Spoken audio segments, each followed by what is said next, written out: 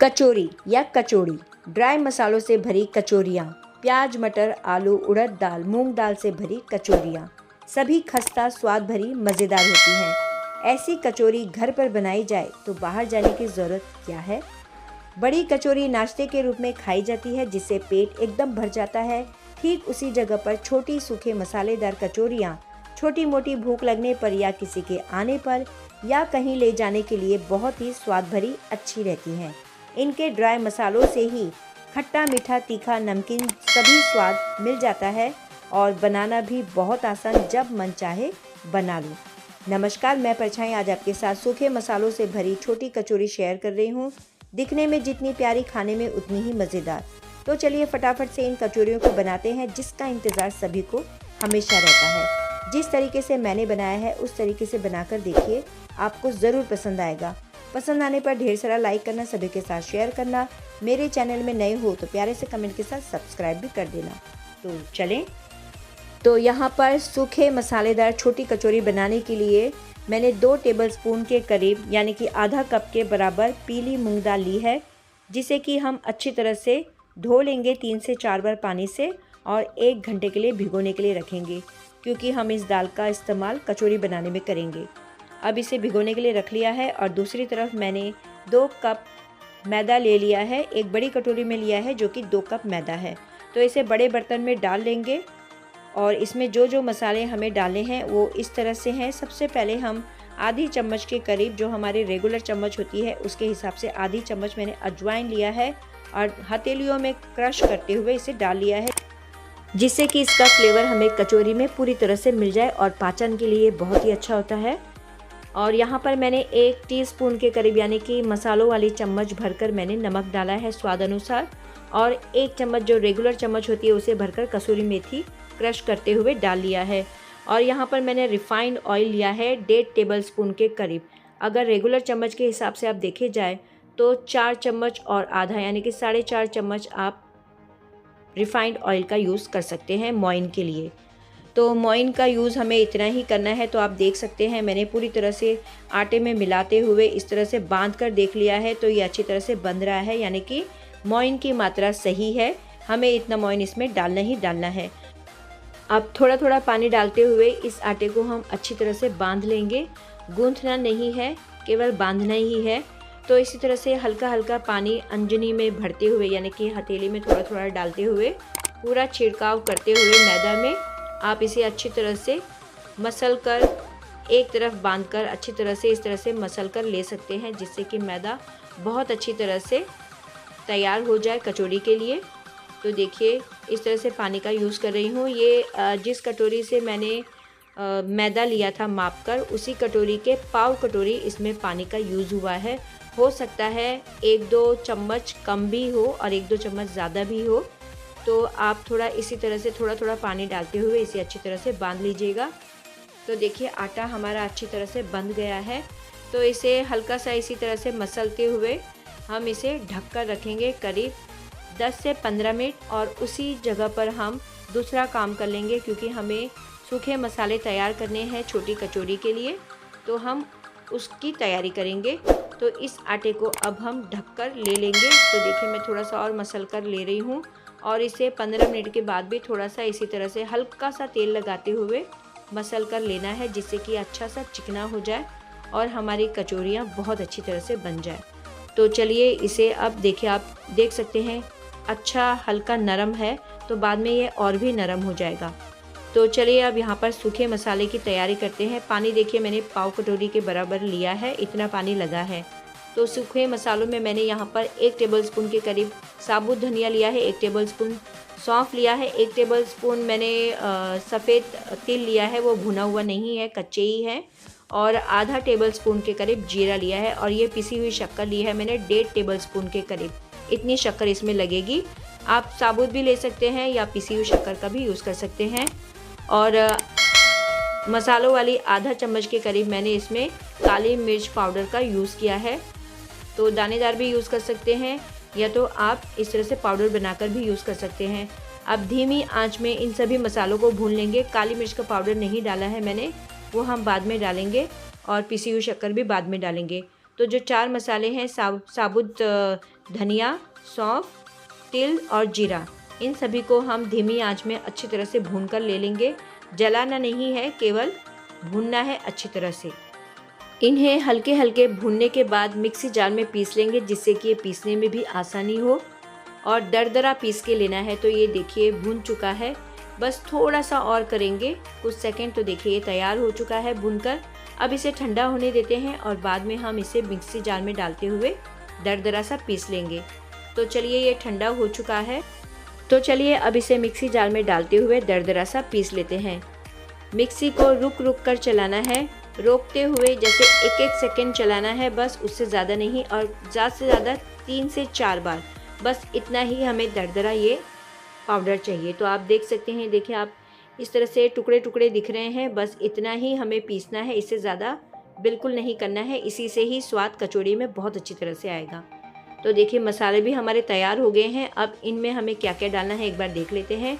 तो पिसी हुई शक्कर डाल ली है मैंने, अब काली मिर्च का पाउडर भी डाल लिया है। अब कुछ मसाले हैं, तो ये 1 चम्मच तीखी लाल मिर्च पाउडर है, आधी चम्मच के करीब हल्दी पाउडर है और आधी चम्मच के करीब नमक, क्योंकि इसमें आमचूर पाउडर आएगा तो नमक की मात्रा थोड़ा कम ले तो अच्छा रहेगा। या अगर आपको चटपटा चाहिए तो आमचूर पाउडर की मात्रा थोड़ा सा बढ़ा ले। तो 1 चम्मच मसालों वाली आमचूर पाउडर लिया है। थोड़ा सा मैंने कसूरी मेथी क्रश करके डाल लिया है, 1 चम्मच रेगुलर जो होती है उसके हिसाब से, और थोड़ा सा 1 चम्मच मैंने हरा धनिया का भी यूज़ किया है, जिसे कि मैंने बहुत ही बारीक सा काटा हुआ है। तो चलिए अब मूंग दाल को देख लेते हैं। तो ये मूंग दाल हमारी अच्छी तरह से भीग गई है, 1 घंटा हो चुका है। तो देखिए मूंग दाल अच्छी तरह से टूट रही है। तो अब इसका पानी निकालते हुए इसे भी मिक्सी जार में डालते हुए दरदरा सा पीस लेंगे। बहुत महीन नहीं करना है, पानी होगा तो उसे मत डालिएगा। तो पानी न डालते हुए केवल हमें मूंग दाल डालनी है। तो पानी को हटा लिया है। तो चलिए अब इसे भी दरदरा सा पीस लेते हैं। तो देखिए दाल दरदरी सी मैं पीस चुकी हूँ। मैं आपको उंगली में निकालते हुए बताती हूँ तो आपको समझ में आएगा। तो ये देखिए दाना दाना भी दिख रहा है और थोड़ा सा पिसा हुआ भी दिख रहा है। तो अब जो हमने मसाले तैयार किए हैं उनमें ही इस दाल को मिक्स कर लेंगे। तो देखिए दाल को मैंने इस तरह से डाल लिया है।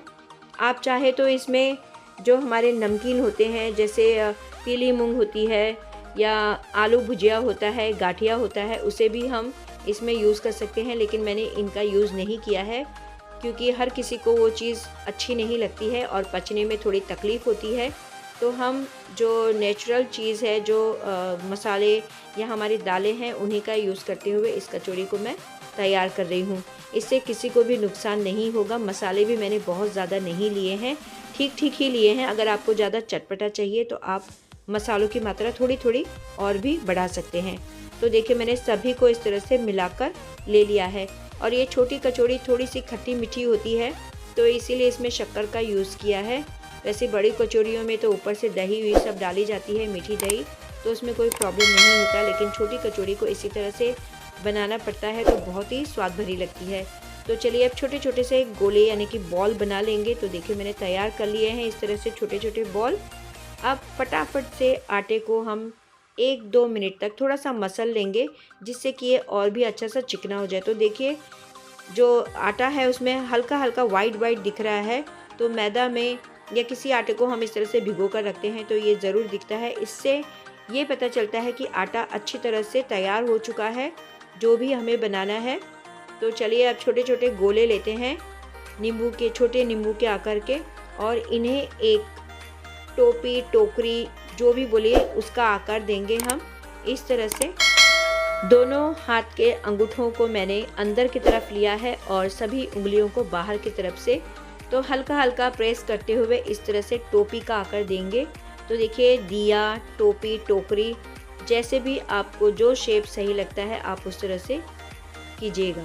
तो ये देखिए तैयार हो गया है। अब छोटा सा जो गोला हमने बनाकर रखा है मसालों का, उसे हम डालते हुए इस तरह से दबाते दबाते इसे गोल गोल घुमाते हुए पूरा लॉक कर लेंगे। तो मैं आपको दूसरा तरीका भी बताऊंगी जो कि बहुत ही फास्ट होता है।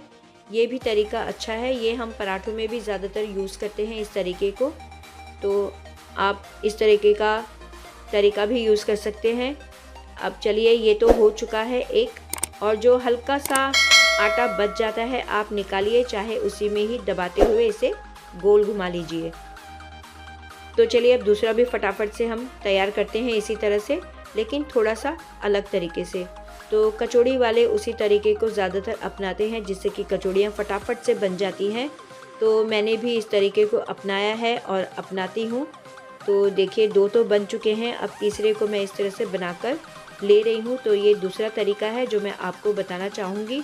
तो ये देखिए पहले मैंने इस तरह से इसे कर लिया है जैसे हमने पहले किया था। अब इसमें छोटा सा गोला मसालों का लेते हुए उसे बीच में रख लेंगे और चारों तरफ से उसे बाहर ही बाहर दबाते हुए करेंगे। ये देखिए इस तरह से करना है। तो कचौड़ी वाले उनको मैंने बनाते हुए देखा था तो वो ऐसे ही कर रहे थे, इससे उनकी कचौड़ियाँ बहुत फास्ट हो रही थी। तो ये देखिए हल्के हल्के दबा के लेना है और मैदा को ऊपर ऊपर लेके जाना है जिससे कि मसाले अंदर तक चले जाए, और अच्छी तरह से गोल घुमाते हुए इसे इस तरह से रख लेंगे। तो इसी तरह से देखिए फटाफट से बना लेना है। तो यहाँ पर अब 3 रह गई हैं, तीनों को भी फटाफट से बना लेते हैं। तो इस तरह से बनाते बनाते ये फटाफट से हो जाता है। तो चलिए 3 कचौरी रह गई है, इसे भी फटाफट से पूरा कर लेते हैं। तो देखिए मैं आपको काफ़ी नज़दीक से बता रही हूँ। तो इस तरह से भी आप इसे फटाफट से लॉक कर सकते हैं, और जो आटा हल्का सा बचेगा आप निकालें, चाहे उसी में ही रख ले, कोई प्रॉब्लम नहीं है। देखिए बॉल जैसे बन गया है, छोटे नींबू का आकार का नहीं, बड़े नींबू का आकार का ये बॉल बन चुका है, और पकने के बाद थोड़ा सा और बड़ा होगा। तो 1 हो गया है, अब 2 ही रह गए हैं। तो देखिए बहुत ही फास्ट बनता है, तो ये तरीका आप भी अपनाइएगा, बहुत जल्द बन जाते हैं कचौरी। तो इस तरह का तरीका अक्सर हलवाई यूज़ करते हैं, तो मैंने भी किया है, तो मेरी भी फटाफट से बन गई है। तो आप भी यूज़ कीजिएगा इस तरीके को, तो आपकी भी कचौरी फटाफट से बन जाएगी, गोल गोल सी प्यारी प्यारी सी। तो चलिए अब लास्ट रह गई है, अब इसे भी फटाफट से कर लेते हैं। और बीच का भाग अगर जॉइंट में कुछ अच्छी तरह से जॉइंट नहीं हुआ होगा तो आप वो भाग अंदर ले सकते हैं, या तो इसे फिर से मसलते हुए अच्छी तरह से गोल करके ले सकते हैं। तो चलिए सभी इस तरह की कचौरी हमने तैयार कर ली है, अब बस इसे तलना बाकी रह गया है। तो तलने के लिए यहाँ पर मैंने रिफ़ाइंड ऑयल का यूज़ किया है।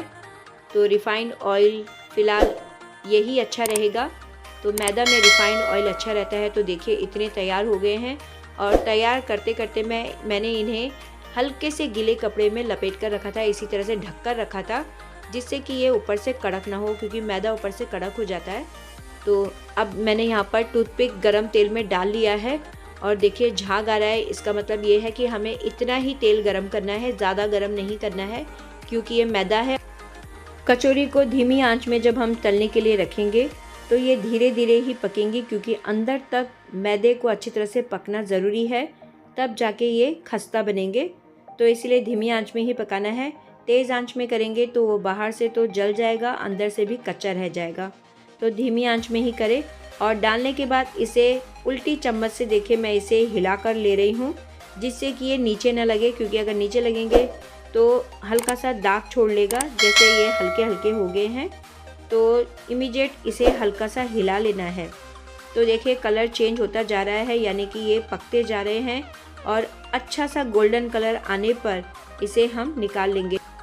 तो ये देखिए हल्का सा सुनहरा कलर आ चुका है, ये धीरे धीरे और भी डार्क होगा क्योंकि ये अंदर ही अंदर पकते रहते हैं। तो बस इतने ही जो कलर इसने दे दिया है उतने ही कलर में हम इसे निकाल देंगे, ये अंदर तक बहुत अच्छी तरह से पक जाता है। तो एक बार का बैच मैं तैयार कर चुकी थी, दूसरी बार का हो चुका है, अब तीसरी बार का भी हम फटाफट से कर लेंगे। तो इतने बैच में ये कचौरियाँ पूरी हो गई थी।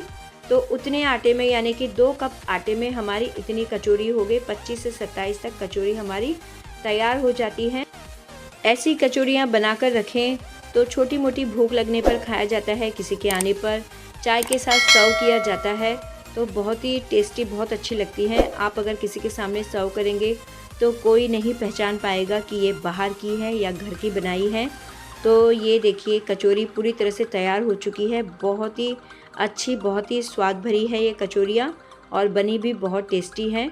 तो देखिए इतनी कचौरी हमारी तैयार हो गई है। तो चलिए मैंने तो कचौरी तैयार कर ली है, सभी के लिए, तो आप कब कर रहे हैं? तो चलिए फटाफट से आप भी इस तरह की कचौरी बनाते हुए अपनी फैमिली, अपने बच्चों, अपनों के साथ इस कचौरी का मज़ा लीजिए गर्मा गर्म चाय की प्याली के साथ, या ऐसे ही खा लीजिए, बहुत ही टेस्टी लगती है।